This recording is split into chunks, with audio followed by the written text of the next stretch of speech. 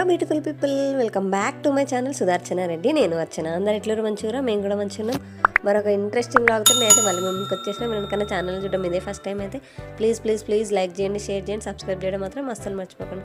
And నన్ను ఇన్స్టాగ్రామ్లో కూడా ఫాలో అవ్వండి. మీ సలహాలు సూచనలు ఏమైనా ఉంటే కామెంట్ సెక్షన్లో తప్పకుండా కామెంట్ చేయండి. సో ఈరోజు వీడియో ఏంటంటే ఏ డే ఇన్ మై లైఫ్. రఫ్గా అంటే మొత్తం మార్నింగ్ 6 నుంచి ఈవినింగ్ 6 దాకా ఏం రికార్డ్ చేయలేదు. మధ్యలో క్లిప్స్ తీసుకున్నా. బట్ ఆ రోజు నా డే ఎలా గడిచిందని నేను ఈ వీడియోలో షేర్ చేసినాను అనమాట. సో యాజ్ యూజువల్ ఏమంటారు, మార్నింగ్ టిఫిన్స్ తోటే డే అయితే స్టార్ట్ అయిపోతుంది. మోస్ట్లీ టిఫిన్స్ చేస్తా. ఎప్పుడైనా టిఫిన్స్ చేయని రోజు మా పిల్లలు ఖచ్చితంగా ఆ రోజు ఇడ్లీయో దోశనో ఖచ్చితంగా అడుగుతారు. సో మీ పిల్లలు కూడా ఇంతేనా, నాతో షేర్ చేసుకోండి. టిఫిన్స్ చేసిన రోజు తినురా అంటే వద్దు. మా సన్నిక్స్ అయితే ఇడ్లీ చేసిన రోజు దోశ అడుగుతుంది, దోశ చేసిన రోజు ఇడ్లీ అడుగుతుంది. ఇవి రెండు చేయక ఉప్మా చేసిన రోజు నాకు అవే కావాలంటుంది. మొత్తానికి ఏం చేయక పాలు బిస్కెట్ ఇచ్చిన రోజు అయితే అస్సలకే తాగది. ఇడ్లీ చేసిన రోజు పాలు బిస్కెట్ కావాలంటే అట్లా ఏమంటారు, ఇచ్చింది కాకుండా వేరేది అడుగుతుంది అన్నమాట. అప్పుడప్పుడు విసుకొచ్చి అసలు ఏం చేయండి, పాలు బిస్కెట్ ఇచ్చేస్తా, ఊరుకుంటా. ఇంకా డైరెక్ట్ అన్నమే తినిపించేస్తా కొన్నిసార్లు. సో వాళ్ళకి టిఫిన్ ఇట్లా తినిపించేసి స్నానాలు ఇట్లా చేయించి సన్నిక్షన్ స్కూల్లో డ్రాప్ చేసేసి ఇంకా నేను వంట పనులు మొదలు పెట్టేసిన. యాజ్ యూజువల్ ఏమంటారు, వంట అయితే చేసుకోవాల్సిందే. నాకు అనిపిస్తుంది పర్సనల్గా, ఇది నా ఒపీనియను. సో ఏంటంటే మనం పొద్దున్న లేవగానే ఒక 2 గ్లాసుల బియ్యం పెట్టేసి ఒక కర్రీ, ఒక సాంబార్ లాంటిది ఏదైనా చేసేసుకుంటే పని ఈజీగా అయిపోతుంది. అంటే ఫాస్ట్గా తెములుతుంది పని. ఇదే ఈ టిఫిన్స్ చేసినాం అనుకోండి, టిఫిన్స్ చేసుకోవాలి, టిఫిన్స్కి చట్నీ కావాలి, ఒక్కొక్కసారి చట్నీ రసం 2 కావాలి టిఫిన్స్లో కూడా. ఇడ్లీ చేసుకున్నప్పుడు మాకైతే అప్పుడు ఆ పని అయిపోగానే ఆ పనిలో గిన్నెలు అవన్నీ పడతాయా.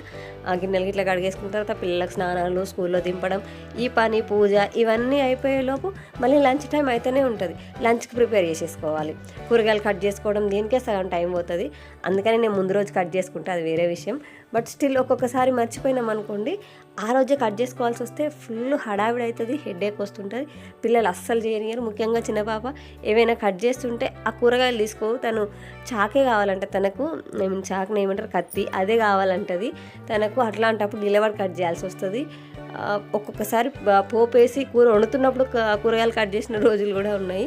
సో అట్లా హెక్టిక్ కాకుండా ముందు రోజే కట్ చేసుకుంటా. So end of the day నేనేం చెప్పాలనుకున్నా అంటే, పొద్దుగాలనే అన్నం కూరలు వండేసుకుంటే పని అయిపోతుంది. ఈ టిఫిన్లో గోల పెట్టుకుంటే అసలు పనే ఒడవది. సాయంత్రం దాకా పని చేస్తూనే ఉంటాం ఇంకా మనం అయితే. బట్ తప్పదు, మనం ఈ లైఫ్ స్టైల్కి అలవాటు అయిపోయినాం కదా. అందుకనేసి ఇంక ఇట్లానే 3 పూటలు అన్నం తిని అరిగించుకునే శక్తి అయితే మనకు లేదు, ఈ జనరేషన్కి అయితే లేదనే నా ఒపీనియన్. ఎందుకంటే కొలెస్ట్రాల్, షుగర్లు, బీపీలు ఇవి ఆఫ్టర్ 30s తర్వాత రావద్దు అని అంటే మనం ఇప్పటి నుంచే జాగ్రత్త పడాలి. సో నేను ఏమంటారు, ఇంకా 30లోకి ఎంట్రీ కాలే కాబట్టి నేను ఇప్పటి నుంచే, సో అప్పుడు అవి రావద్దంటే ఇప్పటి నుంచి మనం జాగ్రత్త పడితేనే అప్పుడు అవి రావనే ఆ ఒపీనియన్ మీద మేము రాత్రిపూట జొన్న రొట్టె, మధ్యాహ్నం అన్నము, పొద్దున టిఫిన్స్ ఇట్లా చేసుకున్నాం అనమాట. ముందు జాగ్రత్తలు. బట్ ఎన్ని ముందు జాగ్రత్తలు పడ్డా ఒక్కొక్కసారి వచ్చేటివి వస్తూనే ఉంటాయి. అందులో పార్ట్ ఆఫ్ దట్ ఇప్పుడు నా గొంతు పోవడము.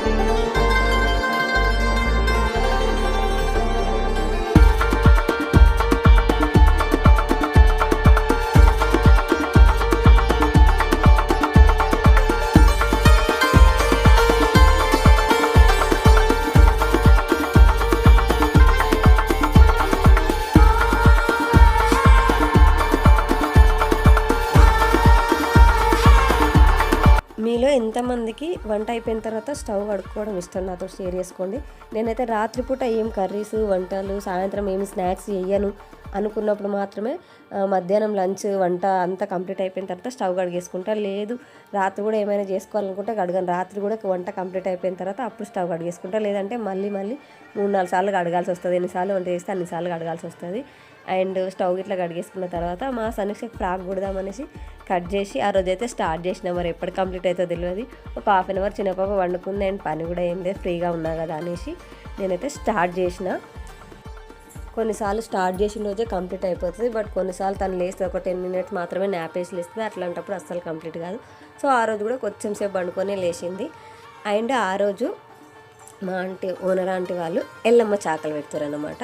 సో నేను ఎప్పుడు చూస్తాను వాళ్ళు చాకలు పెట్టడం, బట్ ఎప్పుడు వీడియో తీసుకోలేదనమాట.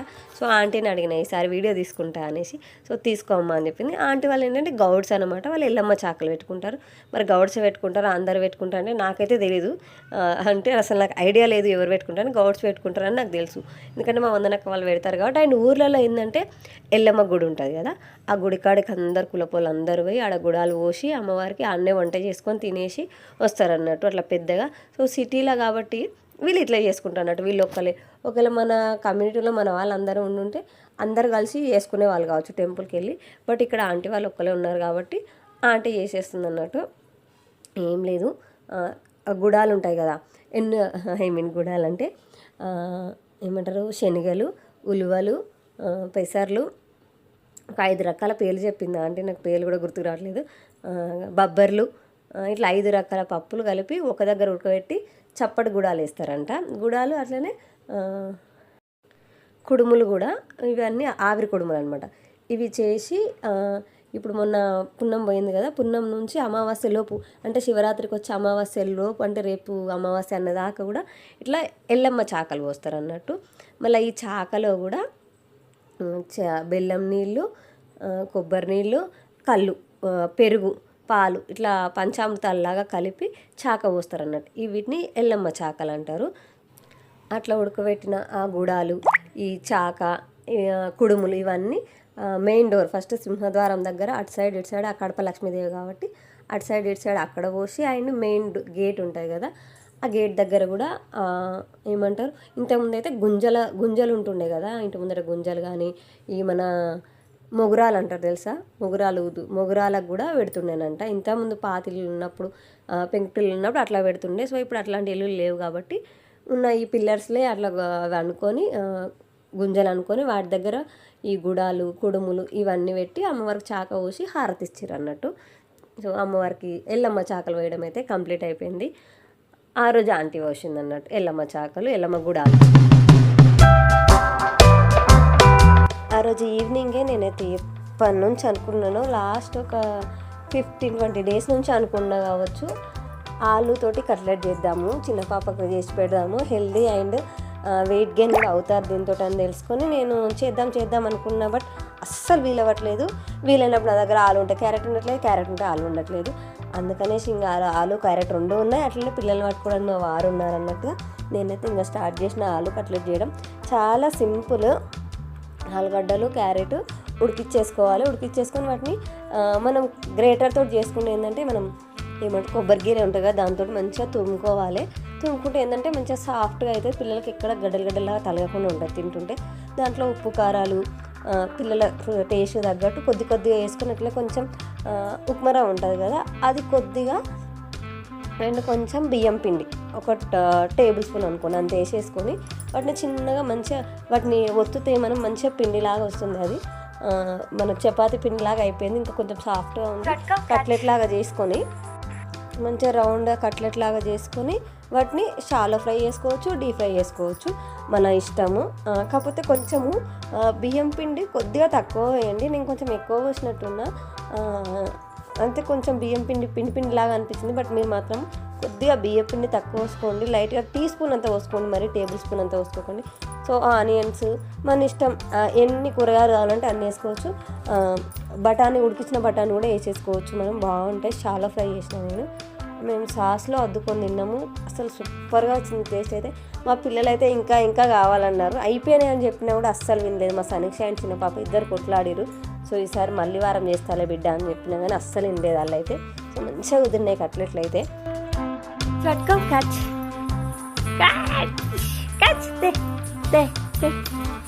ఇక బ్లూ నైనిష బ్లూ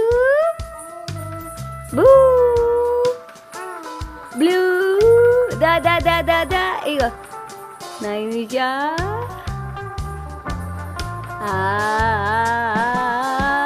చిన్న చిన్న చిన్న బ్లూ బ్లూ ఇక బ్లూ ఇది పట్టుకో బ్లూ బ్లూ. సో వాళ్ళు తినేసిన తర్వాత నేను చిన్న పాపని కొంచెం సేపు ఆడిపించిన. ఏమంటారు కొన్నిసార్లు ఎక్కువసార్లు తను ఈ 6 తర్వాత పడుకుంటుంది. ఈ మధ్య 6 తర్వాత పడుకొని ఒక 1 అవర్ పడుకొని లేచి నైట్ అసలు లేట్గా నిద్రపోతుంది, క్రాంకీగా చేస్తుంది. సో అందుకని ఆ రోజు తన నిద్ర తేలగొట్టడానికి తన మొహం చూసిన నిద్ర మొహం ఎట్లుందో తన నిద్ర తేలగొట్టడానికి మాత్రమే నేను మా వారు మా సమీక్ష ట్యూషన్కి వెళ్ళింది. నేను మా వారు అట్లా వాకింగ్కి వెళ్ళాము, కొంచెం స్ప్రోడ్ మీద దాకా వేద్దాం అన్నట్టుగా పోతుంటే మాకు అక్కడ చెప్పులు కనిపించినాయి. నేను వద్దు అంటానే ఉన్నా, మా వారు ఊరుకుంటారా. నేను చెప్పిన అసలు ఆమె నడుస్తూనే లేదు, ఆమెకు చెప్పులు ఎందుకు, అవి కూడా మళ్ళీ అవి సౌండ్ రావట్లేదు, వాటిలో ఈ పీక్ ఉంటుంది కదా సౌండ్ వస్తే పిల్లలు నడుస్తూ ఉంటే దానివల్ల ఇంకా మంచిగా నడుస్తారు అలా సౌండ్ వచ్చిన కొద్ది ఎక్కువ. బట్ వీటిలో అవి లేవు, మళ్ళీ సాఫ్ట్గా కూడా లేవు అస్సలే. వద్దని నేనంటే మా వారు చూడడానికి బాగున్నాయి, తీసుకో తక్కువనే కదా తీసుకో అన్నారు. బట్ స్టిల్ నాకు ఇష్టం లేకపోయినా కూడా చూడ్డానికి కొంచెం ఫ్యాన్సీగా అనిపించినాయి, తనకు వేసి చూస్తే మంచిగా అనిపించినాయి అన్నట్టుగా ఇంకా తీసేసుకున్నాం. తను కూడా ఏది కావాలని తనకు ఆప్షన్ ఇచ్చినాం అనమాట. ఏది కావాలంటే తను పింక్ కలర్ కావాలన్నది. సో పింక్ వైలెట్ ఆ రెండిట్లో చూజ్ చేసుకున్నాము. అండ్ సనీషకి ఇంతకుముందుకే పోయిన వారమే తీసుకొచ్చారు మా వారు ఇక్కడనే డైలీ వేర్కి. అండ్ తినకి షూ మోడల్లో చూద్దాం అనుకున్నాం కానీ తిన్న సైజులో షూ మోడల్లో లేవు, అందుకనే ఇవి తీసుకున్నాం ఆ పింక్ కలర్వి.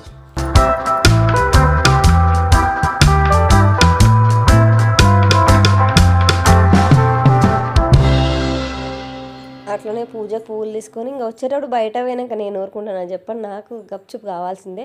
లాస్ట్ మేము బయట ఎప్పుడు తిన్నామంటే సంక్రాంతి ఊరికి పోయినప్పుడు అక్కడ మిర్చి ఇప్పించారు మా వారు, అప్పుడు తిన్నాము.